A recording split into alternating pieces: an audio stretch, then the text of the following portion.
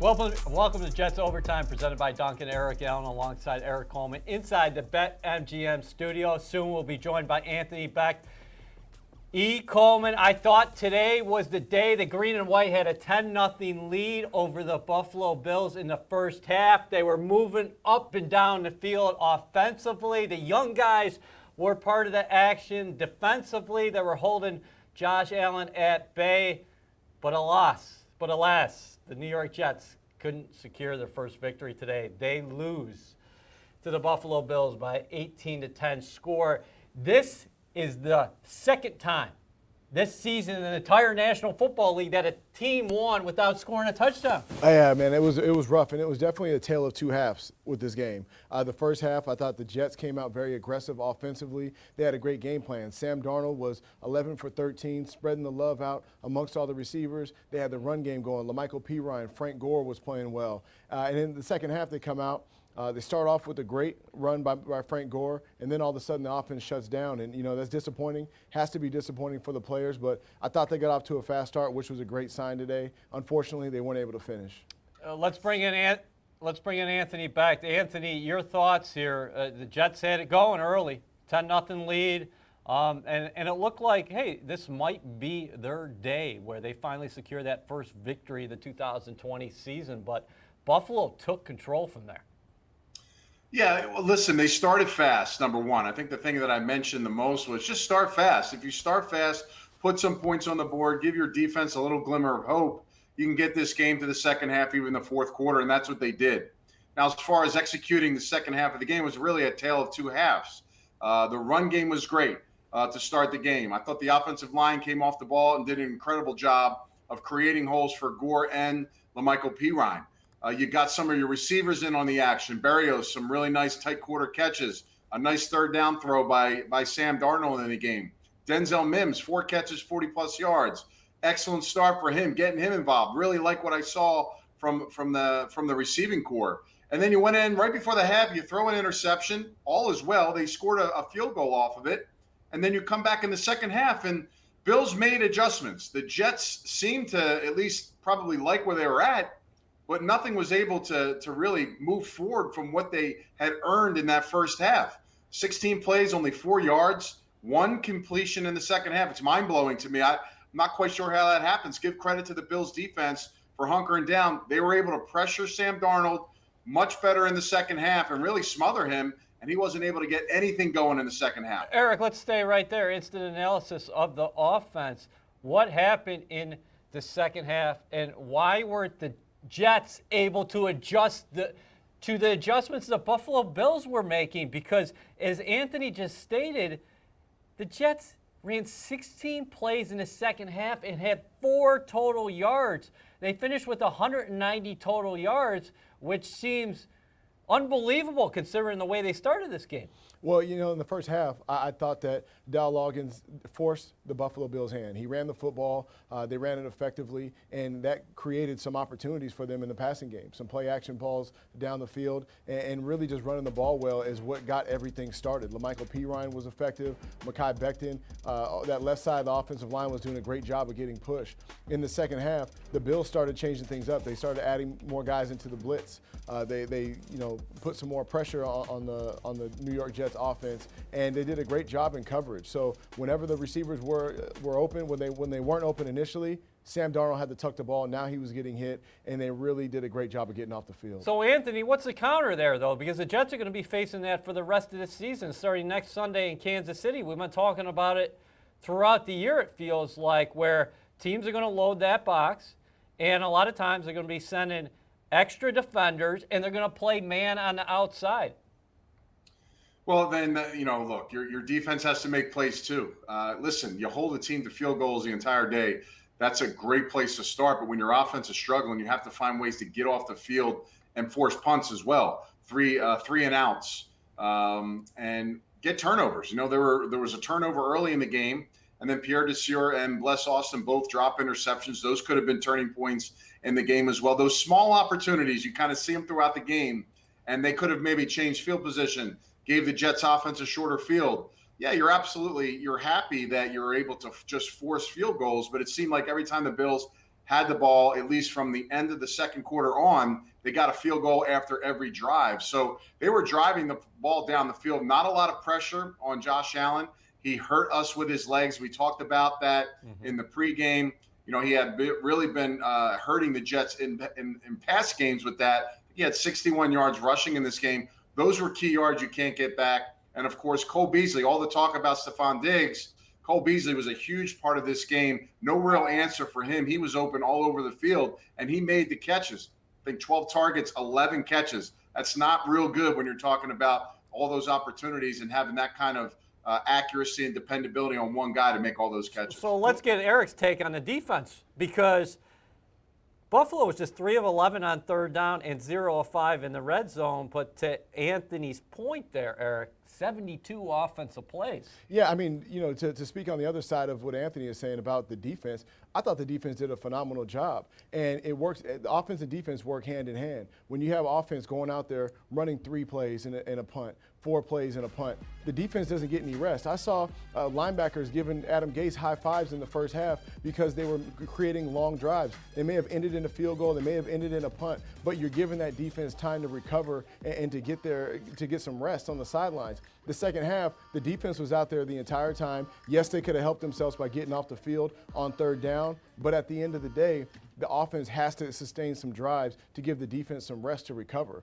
You know, it just doesn't work that way. They did a great job of bending but not breaking, getting into the red zone, holding them to field goals, and you expect your offense to counter and come out with the drive, at least get a couple of first downs to get you a break. Anthony, what did you think of Adam Gase handing off the play calling duties offensively to his offensive coordinator, Donald Loggins? Yeah, I mean, listen, I thought things were well done in the first half. There was a good balance. You know, an offensive coordinator is all about flow and having a good feel with the running game, the pass game, and then your kind of your mixed bag plays. I thought it was really meshed up really well in the first half. You know, getting multiple receivers involved, pushing the ball, getting first downs outside of just third down conversions. You got them on first and second down. They ran the ball effectively. The offensive line came out ready to play. The problem as the game went on was you just saw some protection issues.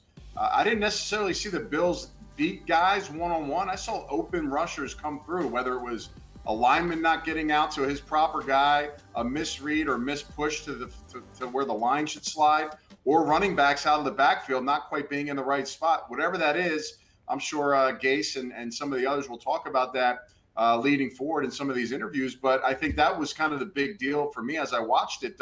Sam had no time, and he really couldn't create either because the Bills did a nice job of just kind of collapsing the pocket from all angles, and that was really the difference in the game. Nobody wants to hear about the bright spots when you lose, and this league is all about collective success.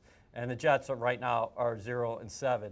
But Eric, what do you think about LaMichael Pirine? 11 carries, 39 yards. He scored his first professional touchdown. Denzel Mims, as Anthony talked about, 4 catches, 42 yards. And I thought Quinnen Williams, who was in his second professional season, he played awfully well in the middle. Yeah, you know, I thought LaMichael Pirine did a great job, you know, of being the feature back today. He ran physical. He ran behind his pads.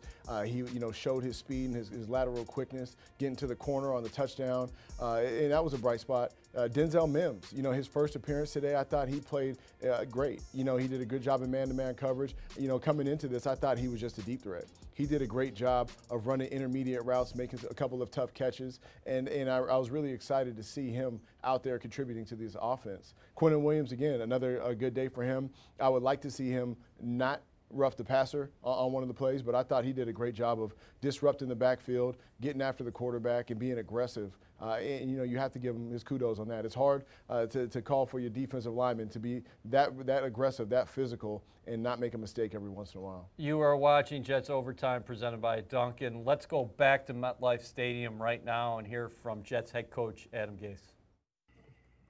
We gave ourselves a chance. You know, defensively, I thought there was a lot of good there. You know, we made some errors to where we couldn't make them punt. You know, they're kicking field goals or we're getting turnovers. Offensively, felt like things were going well. And then second half, we just couldn't move the ball in the second half.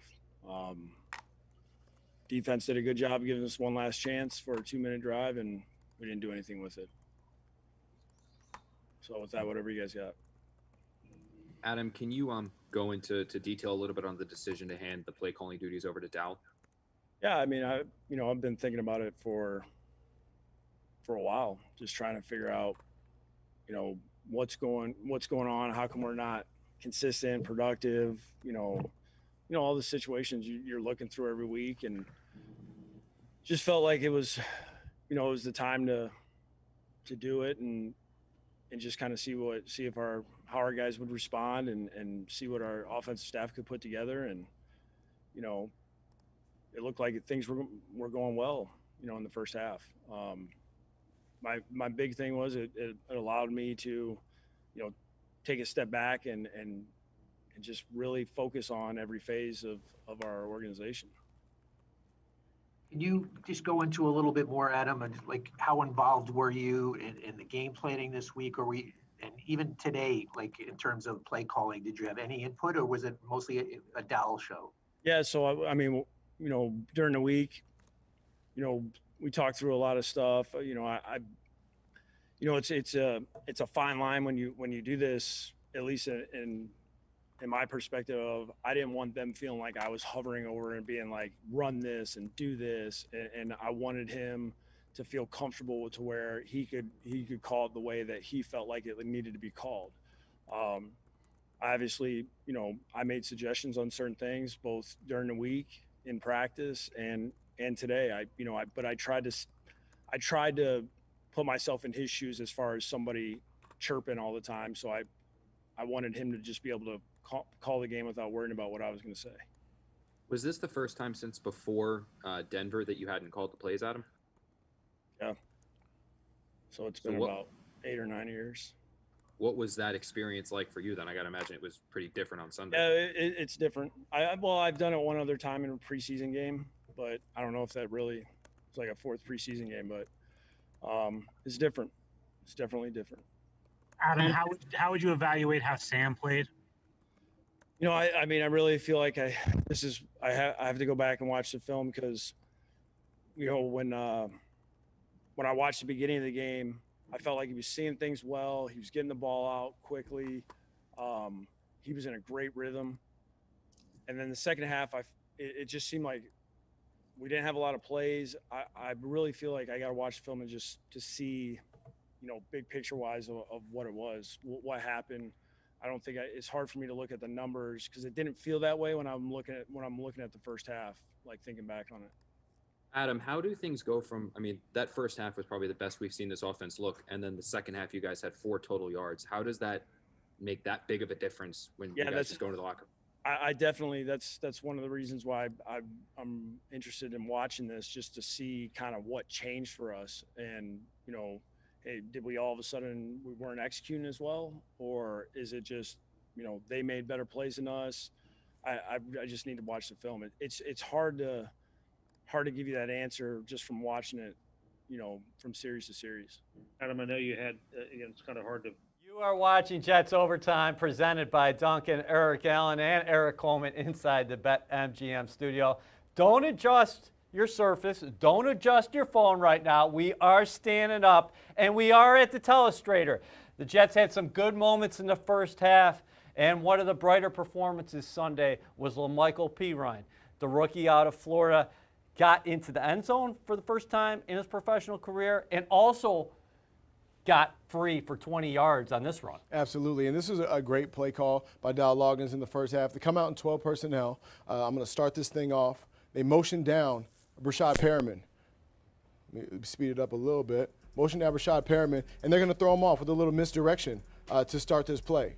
So initially, when the play starts, they're going to bring Perriman. They're going to bring Perriman. Let me pause that. Bring it back. They're going to bring Perriman across the formation. Yep. They're going to bring him over here. Now, what this does is it freezes these 2 linebackers. The 2 linebackers are supposed to be having the cut back. He freezes them, but with this motion. Are they thinking possible end around They're here? thinking possible end around, or that Lamichael Perine is going to bounce back this way. Okay. So they let it play. I'm going to go ahead and let it play. Now, Perine runs down the alley. Now you have entourage. You have the offensive lineman here. You have a lineman here. You have Becton sealing out here. the big fella right here, and he has a nice alleyway to run through. Great design play. They create a nice mismatch on the perimeter. P-Ryan is able to get to the next level and show his speed, show his agility, and it was a great play call overall by the Jets. And next week, this is something you want to see more of.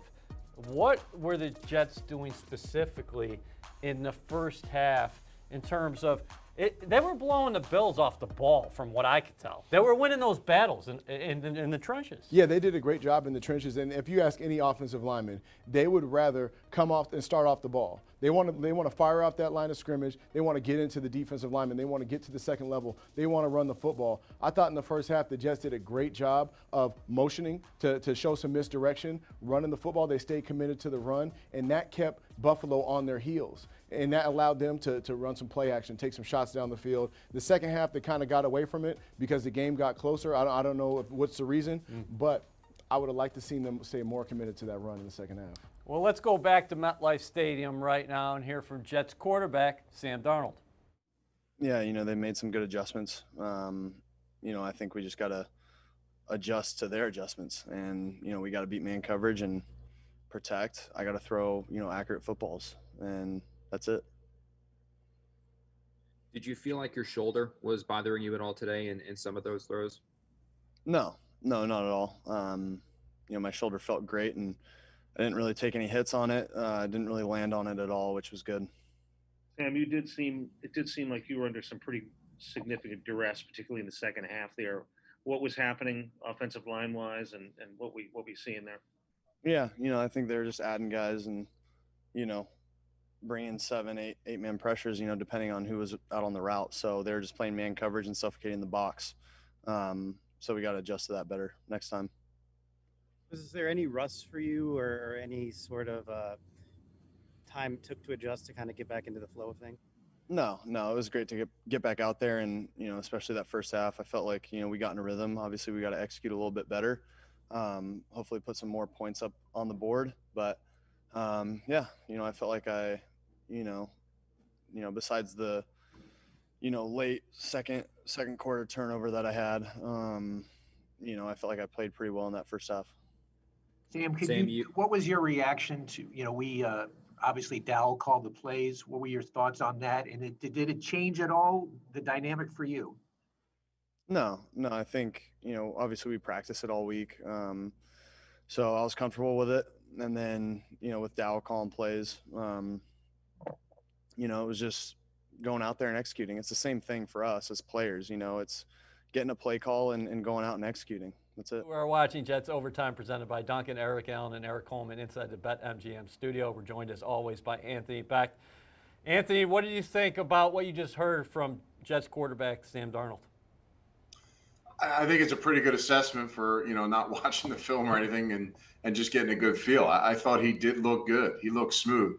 The first half really didn't look like he missed much time at all from playing. I was really impressed. I was impressed by his decision making. I was impressed by his ball placement.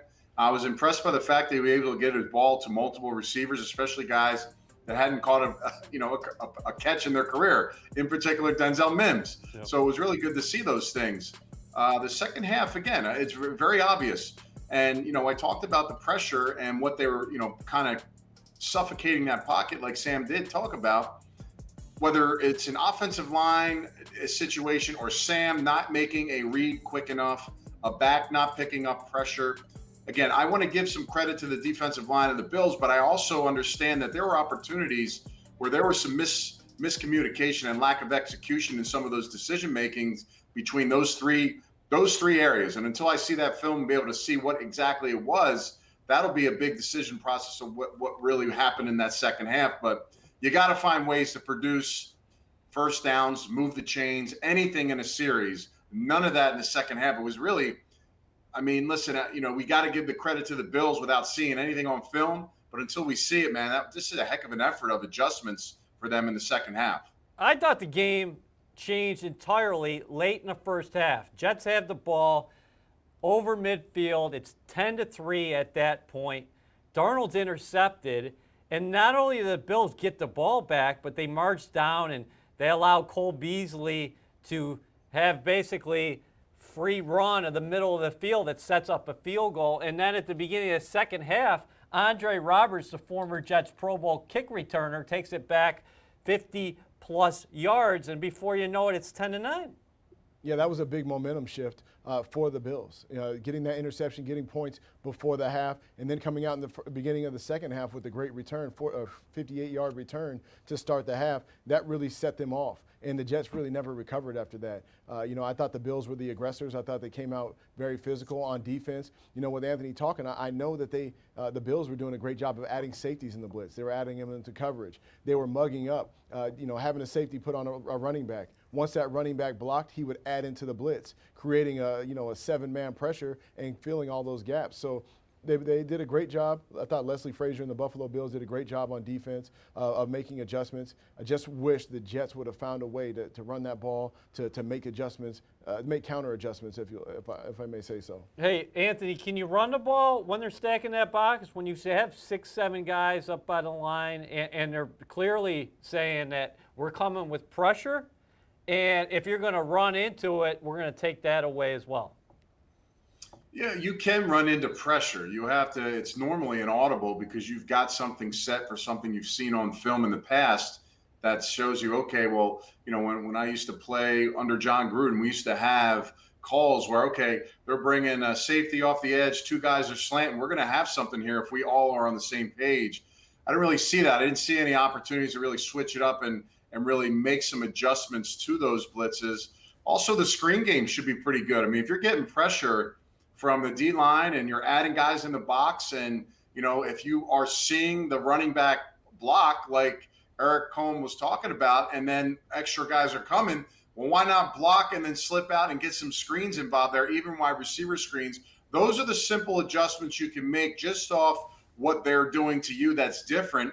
Clearly, with the suffocation of the pocket and really that added pressure, you think some of those things would be helpful in those situations, but the Jets weren't able to get to them. Jets fans have been waiting for the debut of Denzel Mims, the Baylor product, who had 8 touchdowns in each of the past 3 seasons. Unfortunately, he suffered a hamstring injury that took him out of training camp, and then he worked his way back, and he suffered another hamstring injury to the other leg, but he finally got into the lineup today. 4 receptions, 40-plus yards receiving. Let's hear what he had to say after this ball game as our own Ethan Greenberg caught up with him. Now joined by Jets rookie wide receiver Denzel Mims. Denzel, how did it feel for you to finally be out there making your debut in the NFL?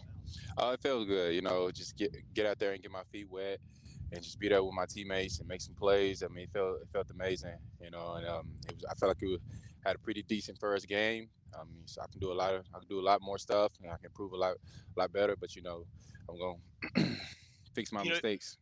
You just said you feel like you can do a lot more. What are some of the things you feel like you can do more moving forward throughout the course of the season? I feel like I just block more. I feel like I did pretty good with my blocking, but I feel like I can make block a little more. Put my guys in better situations. Just little stuff that matters. Denzel, you had 4 catches in the first half for 42 yards. What do you attribute your early success to? Because you were banged up in training camp and banged up in the beginning of the year, and you seemingly make a very easy transition, at least to the first half. Well, I feel like, even though I was out, I still studied the game, and I still made sure I watch film, and I just try to talk to a lot of guys that was already out there and just get their advice. And the only thing they were saying is just play fast, know your stuff and play fast, and everything will fall in place. A lot of rookies say that the speed of the game is a lot different, especially in their first action. So what's your initial reaction to the speed differential between the NFL game and college? It was a little different. It took me about 1 or 2 plays to adjust to it, but I adjust pretty fast and try to do what I do. Denzel, the difference between the Jets offense in the first half and second half was very different. I know it's your first NFL game, but what do you feel like the difference, or what happened in the second half that didn't happen, rather? I just feel like we just got to make the plays when they're there. Take the easy stuff, take what the defense give us. I feel like we just got to do a little more. Be more hungry. Myself, I got to be more hungry in the second half. I just think we just got to do a little bit more. I feel like we did a lot of good stuff, but we got to fix a lot of things. What can you build on and this offense build on moving forward throughout the course of the season? We know where we at. We know what we can do. We know what the offense is looking like. We just got to improve off of that. Look at the good plays, look at the bad plays, and double look at the bad plays. So we can get better. Denzel, I just want to wrap things up. You mentioned your blocking earlier on fellow rookie running back LaMichael Piron's touchdown. You were blocking Tre'Davious White. Can you kind of take us through your mentality as a blocker and why that's an important aspect to the game for you? Well, I love to block. Honestly feel like blocking gets me started. And gets my energy up and gets me excited for the game. And when I knew that P. had to run the ball, I just know that I had to get my guy. And if I push him out and get him out the way, it would be an easy to walk in touchdown. And it was a touchdown. So I just try to do everything I can to help my teammates out. Awesome, Denzel. Appreciate the time. All right, thank you. It's Overtime, presented by Duncan, Eric Allen, and Eric Coleman inside the BetMGM studio. We're joined as always by Anthony Beck. Good interview right there by Ethan Greenberg. Guys, that's what I like to hear from a rookie receiver. There aren't a lot of guys in the National Football League coming out of the draft saying that I really want to block on the outside. I really consider myself part of the run game. What do you think about that, Anthony? Well, I want to see him catch a bunch of touchdowns and have catches. Blocking is great. That's a great part about it because that is a big part of what a complete receiver needs to be. But I promise you this, he's well-rounded. He does it all well. Really excited about him coming out of the draft. I was super high on him, covered a lot of him through his growth at Baylor. And I really have seen a consistent product that should get better and better each and every week. I think it's a tribute to his ability to jump into something he hadn't done yet. He really hadn't practiced live bullets. He hadn't done anything that was game-like speed. We didn't see anything cute from him, but we saw him get open and we saw him catch the football. And he built a little rapport with Sam in that first half. A little over 10 yards a catch is something to, be excited about. Every time you catch the ball, you get a first down. That's what you want to see early on. So it's a good starting point, and I think it gives fans some hope as far as another rookie draft pick that coming off and playing big. So you got 3 guys right now that are in the mix playing at a pretty good level, and guys starting out that are trying to catch up that did a good job in their first game. Speaking of blocking, Eric, we talked about on the Telestrator there the 20-yard run from LaMichael Pirine, but I thought he did a fine job on a 3rd and 20 play where Darnold connected with Braxton Berrios in front of the sideline for 22 yards. I thought that was one of the top throws of Sam Darnold's season for sure. I mean, you're not going to complete too many passes where it's 3rd and 20, you're going to convert a 3rd down. But he stood in the pocket. The rookie picked up the oncoming rusher, and he found a window there. Those are the flashes that you see from Sam Darnold sometimes that gets us so excited. Yeah, that was an excellent throw. 3rd down and 20. Typically, that's trouble time for the offense, and you're usually preparing to punt. But today, they were aggressive. They threw the ball down the field. Sam stood in the pocket tall. LaMichael Pirine, the offensive line, did a great job of protecting, and Braxton Berrios ran a great route. Sam threw some beautiful touch on that ball, throwing away from him going towards the outside on the corner route. It was great to see. You want to see more of that. You want to see more aggression from this offense. Give Sam Darnold an opportunity to take shots down the field. Anthony said at the beginning of the game, Sam is very accurate throwing balls down the field. You like to see a little more of that because he does such a great job. Anthony, how much did it hurt this offense not having their guy out there today, Jamison Crowder? He has been the entire Jets offense at times this season. And Braxton Berrios did some good things out there, and we talk about Denzel Mims and LaMichael Pirine showing up in the run game, but how much do you think it hurts when a guy like Crowder's not out there? Well, you can see what the damage can be. Mims having a nice game in the first half. Crowder, let's just anticipate he would have had a good game in this one because, he's been consistent with that all season.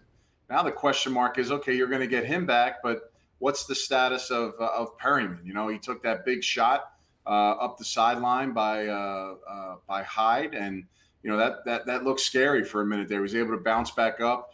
Hopefully he doesn't miss extended time because of that hit, and that'll be something to watch moving forward because, again, just when we start getting close to seeing them all on the field, something happens. Something crazy goes on. And I just want to see them all out there one game, man. One game, see all the guys out there, have those other receivers there as depth as well, so they're there, and that's going to be a difference for me. But, listen, Crowder's a huge weapon for this team, and he would have bode well in this football game today. Jets had 18 rushes in the first half for 82 yards. They averaged 4.6 yards a pop. A big reason why?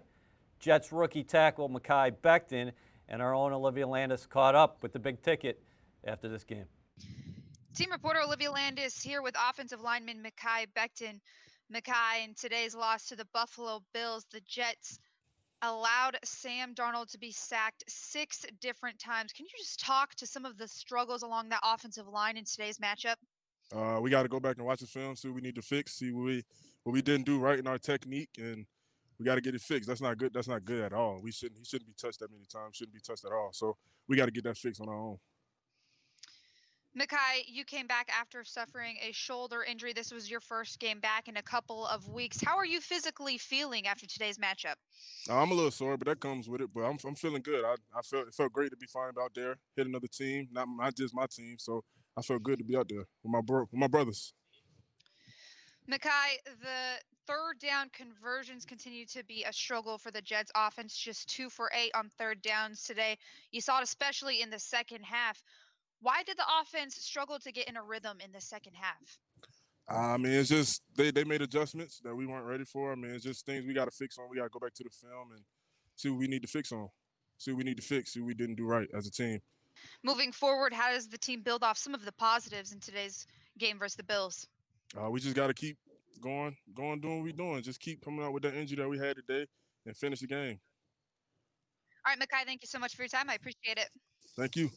Okay, let's get some final thoughts here from Anthony. But before that, I just want to ask you real quickly about Becton. What do you think about him today? He had a couple penalties that moved the Jets back. But again, I go back to when this offense is clicking, they're running the football, and then you see Sam Darnold doing things where he's accurate in the pocket. And also, they did a lot of misdirections with him and got him out of the boots, and I thought that was successful as well. Yeah, he's just a huge body. I mean, he takes up space. He's an extremely good blocker. He's well past his maturity age as far as his playing experience would show. Today, it was interesting to see the Bills. The Bills did a couple wrinkles today where they had a little body over top of them, where they kind of caused some confusion up front. And anytime you can get Mekhi Becton not get his hands on somebody instantaneously, then you got to make them think a little bit and see, okay, well, how does this get passed, or how do I go from this guy to that guy? And those are the things he'll continue to grow with. But when it gets his hands on guys, clearly it's a mismatch across the board. Doesn't matter if it's a D end, a linebacker, or if a DB wants to attempt to put himself in that situation as well. Even if he has to get out there on some type of block outside where it's a receiver screen or a screen, those are scary times for defenders. So it's just good to have him out there, man. He's banged up. Shoulders tough, man. Shoulders are really tough for linemen in particular. They're constantly punching, constantly swinging. And I'm sure he had a little soreness going into this game. Wasn't probably 100%, but, he wants to be out there. And I think that's it bodes well for at least how you feel about the guy moving forward. Fans get running for less at Dunkin' with a $1 medium hot coffee with a sandwich purchase. America runs on Dunkin'. Participation may vary. Exclusions apply. Limited time offer. Anthony, final thoughts. The Jets are 0-7. They're only a winless team in the National Football League. And next up on the schedule are the Kansas City Chiefs, the defending NFL champions who are 5-1. And at the moment, they are laying it down against the Broncos, I think. Well, it's all hands on deck. I think across the board, you got to find ways to do some other things, create some other things, including the special teams game. It may be a kick, an onside kick, some special fake, something like that. Everything should be up in this football game, and also controlling the clock. You want to have drives where you can convert and run the clock down, keep Patrick Mahomes and his team off the field. Those are things they're going to have to work on this week to be better. What coming out of this game, the whole goal was, listen, for me, is I wanted to see this team have a chance in the fourth quarter, give themselves an opportunity to be in that part of the game where they can go out and win. They didn't get it done today, but it's taken those steps. You got some healthy bodies back. Now they got to learn how to finish. You put 3.5 quarters together, but you sporadically in the second half weren't able to drum anything up when you had that lead, and the Bills continued to come back and kick field goal after field goal. The chances were there laid on the table for you to drive down the field and make something happen, and you couldn't. Can they improve on that next week? That'll be something we'll see and talk about, next week in our pregame and, of course, our post. Thanks, Anthony. Great analysis as always. Eric, the Chiefs score actually right now is 24-9. They hold a lead over the Denver Broncos. Some good things for the New York Jets today. LaMichael Pirine flashed. We saw Denzel Mims in the lineup, and he contributed offensively. Yes, Mekhi Becton had a couple penalties. I thought he was a monster in the run game. And then defensively, you saw Ashton Davis take valuable reps. Bradley McDougald went out of the lineup, so you saw Ashton Davis out there with Marcus May. Quinnen Williams continued to play well. You had a strip sack fumble recovery as Terrell Basham got to Josh Allen and John Franklin Myers recovered. But a 10-0 lead evaporates, and another loss for this team. Yeah, I mean, initially you like what you saw out of the Jets. They got off to a fast start. That's what we've been complaining about. Getting off to slow starts. I thought they did a great job of coming out the gates with some great tempo. They did a good job of getting off the field, scoring some points in the first half. You would like to see them sustain that, make adjustments in the second half, moving forward. And now it's time to see the Jets put together a complete full 4 quarters of great football. They put together a first half that was phenomenal. I thought they did a great job in that first half. The second half, now it's time to make the adjustments, take it to the next level, and we'll see what happens at the end of the game. Don't worry about wins and losses. Everybody just worry about doing your job, making the plays that come to you, and things will take care of themselves. Well, you and Anthony Beck took care of yourselves out here today again. Great job as always. Next week we will be back starting with pregame Central. It's Jets and the Chiefs next week. But today, the final score, the Buffalo Bills 18, the New York Jets 10. Have a great night, everybody.